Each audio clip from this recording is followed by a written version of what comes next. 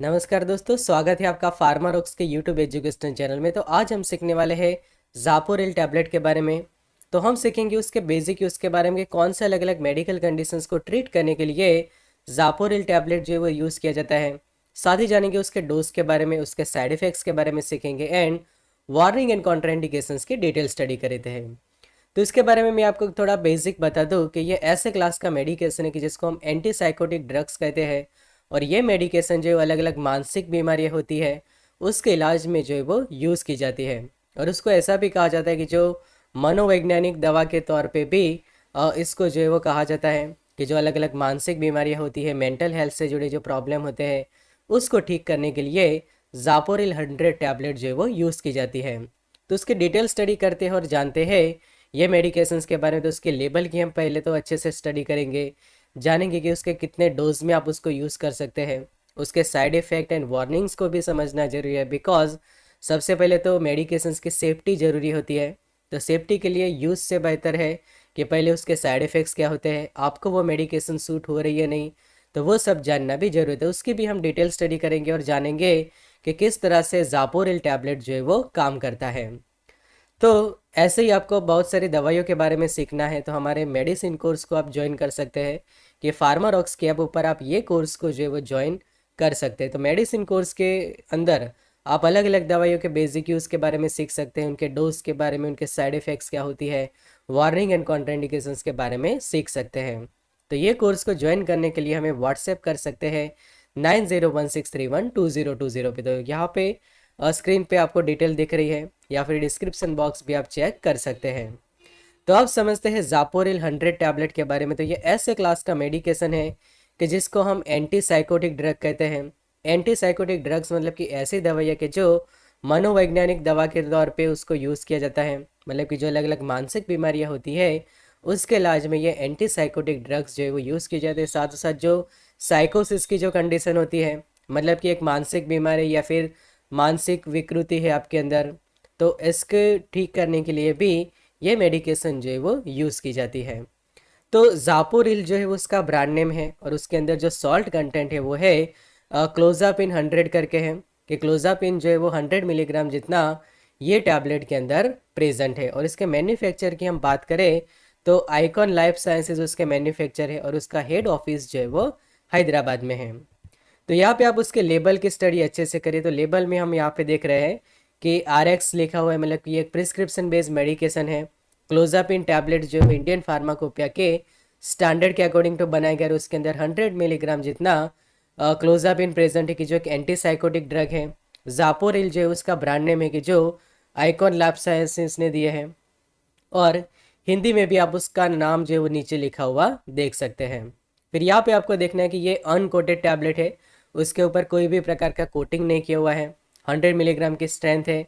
और डोजेस की बात करें तो फिजिशियंस के अकॉर्डिंग टू ही लेना होता है, बिकॉज इसके डोजेस के या फिर उसका जो यूज़ है वो प्रॉपर जो साइकेट्रिस्ट होते हैं, जो मनोवैज्ञानिक डॉक्टर होते हैं, उनके सलाह और उनके गाइडेंस के अकॉर्डिंग टू ये मेडिकेशन यूज़ की जाती है।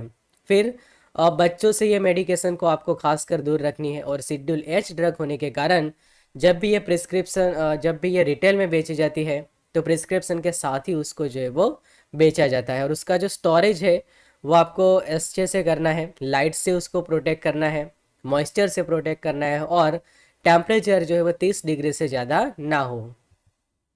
तो यहाँ पे आप देख सकते हो उसका बैक कवर पे कि वहाँ पे भी प्रॉपर डिटेल जो है वो प्रिंट होती है। और आलू आलू पैकिंग के अंदर ये टैबलेट जो है वो आपको मिलती है। तो उसके यूज़ की हम बात करें तो जितने भी अलग अलग मेंटल हेल्थ से जुड़ी जो बीमारियां हैं खासकर, और उसमें भी हम स्पेसिफिक कोई एक बीमारी के बारे में बताऊं मैं, तो जो सीजोफ्रेनिया की जो कंडीशन होती है, कि जिसके अंदर होता क्या है कि जो पेशेंट होता है वो उसके अंदर कोई इमोशंस ही देखने को नहीं मिलते, कि इमोशंस का अभाव होते हैं उसके अंदर। फिर सेकंड हम उसके सिम्टम्स देखें तो उसको ऐसी आवाज़ें सुनाई देती है कि जो एक्चुअल में एग्जिस्ट ही नहीं करती, कि पर्सन ऐसा फील करता है कि उसके आसपास कुछ ऐसी आवाज़ हो रही है, वो कुछ ऐसी आवाज़ें सुनता है और उसके रिलेटेड जो है वो रिएक्ट करता है, और उसकी थिंकिंग भी डीऑर्गेनाइज हो जाती है, डेल्यूशंस रहते हैं उसके बॉडी के अंदर। और ऐसे पेशेंट जो है वो सुसाइडल अटैम्प्ट्स भी करते हैं। तो उसको भी ठीक करने के लिए ये मेडिकेशन जो है वो दी जाती है, कि एक रिस्क रहता है सुसाइडल बिहेवियर का जो सीजोफ्रेनिया के जो पेशेंट होते हैं, तो उनके लिए ये मेडिकेशन जो है वो सबसे बेस्ट है। फिर जो साइकोसिस की जो कंडीशन होती है, साइकोसिस मतलब कि एक मानसिक विकृति जो हम कहते हैं, कि बहुत सारे हम क्राइम शोज वगैरह में कई बार देखते हैं कि पेशेंट जो है वो मेंटल हेल्थ रिलेटेड प्रॉब्लम के कारण ऐसे क्राइम्स कर लेते हैं, मतलब कि उनके अंदर कोई इमोशंस ही नहीं होते, और वो इमोशंस ना होने के कारण वो काफ़ी डेंजरस क्राइम्स जो वो कर लेते हैं। तो उसके पीछे एक ये मानसिक बीमारी भी होती है। तो जब वो प्रॉपर टाइम पे उसका डायग्नोसिस हो जाए और पता चले, तो ज़ापोरिल 100 टैबलेट से उसका इलाज जो है वो किया जाता है। फिर चौथी कंडीशन हम यहाँ पे हम देखें तो जो रिफ्रैक्टरी सीजोफ्रेनिया की कंडीशन, मतलब कि किसी और दवाई से जब सीजोफ्रेनिया ठीक नहीं हो रहा, तो आपके पास ये बेस्ट ऑप्शन रहता है ज़ापोरिल 100 टैबलेट के, जिसके अंदर मेडिकेशन जो है वो है क्लोज़ापिन 100 मिलीग्राम। तो ये मेडिकेशन जो है वो ये सभी सिम्टम्स को ट्रीट करने के लिए यूज़ की जाती है। अब बात करते हैं उसके डोज की। तो उसका जो आइडियल डोज जो है वो 50 से लेकर 300 मिलीग्राम जितना रहता है पर डे। मतलब कि ये जो डोज है वो पेशेंट डिवाइडेड डोज में लेता है, जैसे कि हर 8 या 12 घंटे पे उसका एक डोज जो है वो लिया जाता है। देखते हैं एक एग्जांपल, कि जैसे कि समझो कि कोई 100 मिलीग्राम की ये टैबलेट ले रहा है, तो हर 8 या 12 घंटे पे वो उसका डोज लेगा, कि मतलब कि दिन में 3 बार लेनी है, तो हर 8 घंटे पे आप लोगे तो 100 + 100 + 100 इस तरह से 300 मिलीग्राम पर डे में डिलीवर हो जाएगा। और आप समझो कि दिन में 2 बार लेते हैं, तो हर 12 घंटे पे आप इसका डोज लेंगे तो 200 मिलीग्राम जितना आप डोज ले सकते हैं।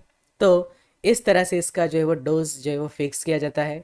सेकंड हम बात करते हैं उसके वर्किंग की, कि ये कैसे काम करता है।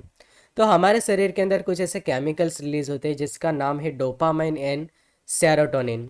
तो वो जो केमिकल होते हैं उनकी इफ़ेक्ट को ब्लॉक करके ये मेडिकेशन जो है वो काम करती है।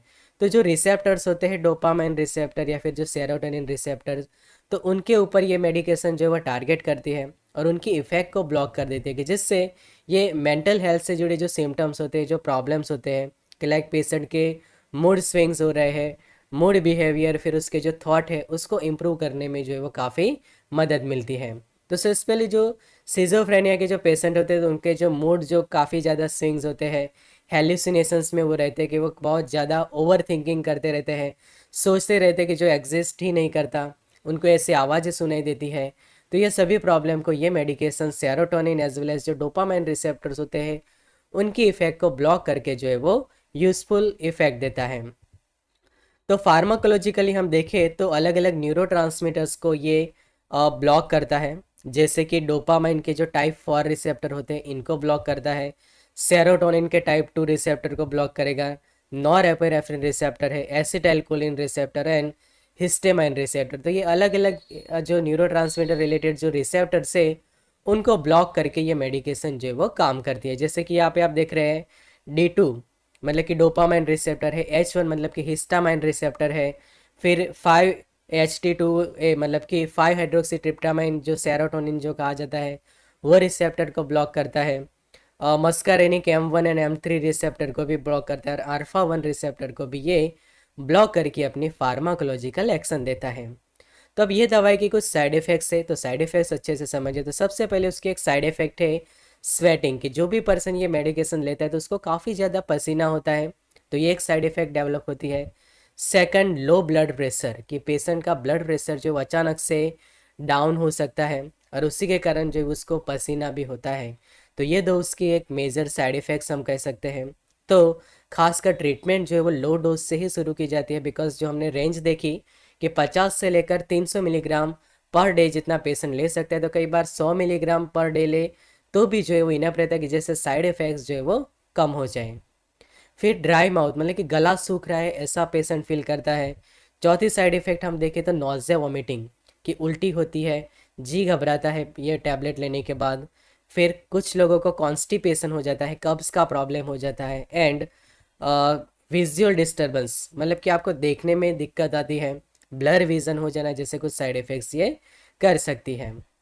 फिर यहाँ पे जो आप देख रहे हैं कि ब्लड प्रेशर अचानक से डाउन होना, पसीना होना, कॉन्स्टिपेशन, उसके अलावा दूसरे हम साइड इफ़ेक्ट्स देखें तो एक साइड इफ़ेक्ट है कि अनकंट्रोल लीकेज ऑफ यूरिन, मतलब कि आप यूरिन को रोक नहीं पाते, ये अगर ये मेडिकेशंस आप लेते हैं तो ये एक मेजर साइड इफ़ेक्ट हम कह सकते हैं।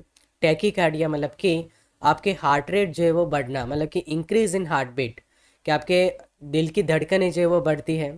तो ये एक कॉम्प्लिकेशन होता है कि जो नॉर्मल 60 से लेकर 100 जितने नॉर्मल हार्ट बीट्स होते हैं, पर ये मेडिकेशन 100 से ज़्यादा हार्ट बीट्स करवा सकती है। तो ये एक मेजर साइड इफ़ेक्ट है। फिर डिजीनेस जैसा फील करता है पेशेंट ये मेडिकेशन को लेने के बाद, सिर दर्द हो सकता है उसको, या फिर ट्रेमर जैसा फील होना, हाथ में कंपन होना। तो ऐसे कुछ प्रॉब्लम हो सकते हैं। तो उसी के कारण उसके कुछ वार्निंग्स है।